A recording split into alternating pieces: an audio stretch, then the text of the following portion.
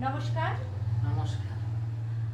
আজ আমরা আমাদের 24 ঘন্টা খাস খবরের পর্দায় পেয়ে গেছি ডক্টর, কবি, সাহিত্যিক, সমাজসেবী আশিস কুমার নন্দী মহাশয়কে। দাদা, আমরা একটু আড্ডা দিই। ঠিক।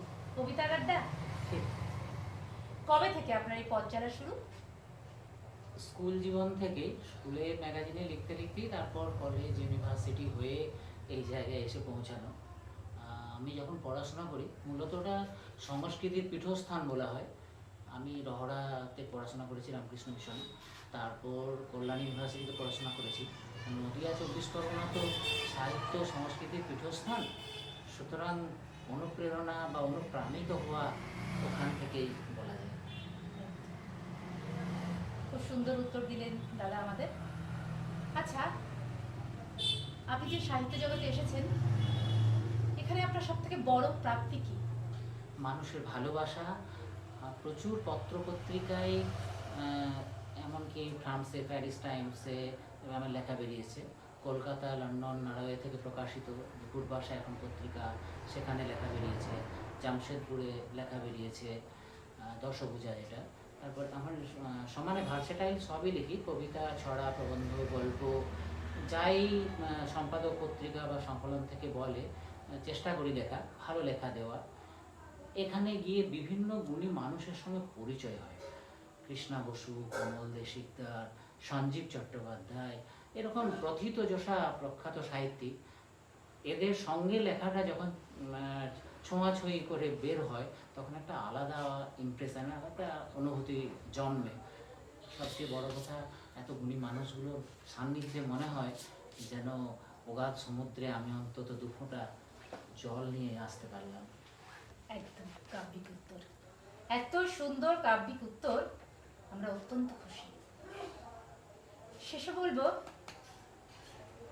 যে আপনার পরিবার, আপনার সন্তান, আপনার স্ত্রী কতটা এই সাহিত্যের পাশে আপনার দাঁড়িয়েছে, এই সাহিত্য চর্চার পাশে? আমার ছেলের নাম দীপন নন্দী, আমার স্ত্রী অজন্তা নন্দী। ওরা দুজনেই ভীষণভাবে উৎসাহ যোগায়। আসলে ওরা যদি পথ কাটতো, রাস্তা কেটে দিত, তাহলে হয়তো এই জায়গায় পৌঁছাতে পারতাম না। ওদের প্রশ্রয় আছে একটা, ওদের আমাদের যে এগিয়ে চলা, উৎসাহ দেওয়া, ওদের অবদান অস্বীকার করা যাবে না। আপনি সমাজকে কি বার্তা দিতে চাইছেন আপনার এই লেখার মাধ্যমে? দেখুন, আমি মনে করি MAN কথাটার অর্থ হচ্ছে মাই অ্যাটিটিউড নর্মাল।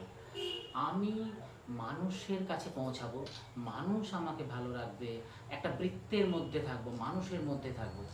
যদি টেকনোলজি ম্যানকাইন্ড না হয়, সাহিত্য যদি মানুষের জন্য যদি না হয়, মানে আর্ট ফর দ্য আর্ট সেক কথাটা আমরা বলি, কিন্তু আর্ট ফর দ্য ম্যান সেক, এটাকে আমি গুরুত্ব দিতে চাই।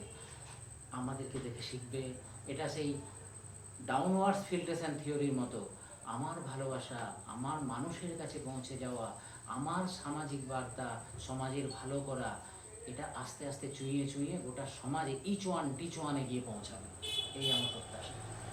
সত্যি আগামী সমাজ যেন এরকম কবি সাহিত্যিকদের কাছ থেকে আরো অনেক কিছু পায়। ধন্যবাদ। অনেক ধন্যবাদ খাস খবরের পর্দা থেকে আপনার এই মূল্যবান সময় আমাদের দেওয়ার জন্য। হয়তো আগামীতে আবার আমরা বসবো আমাদের পর্দায়।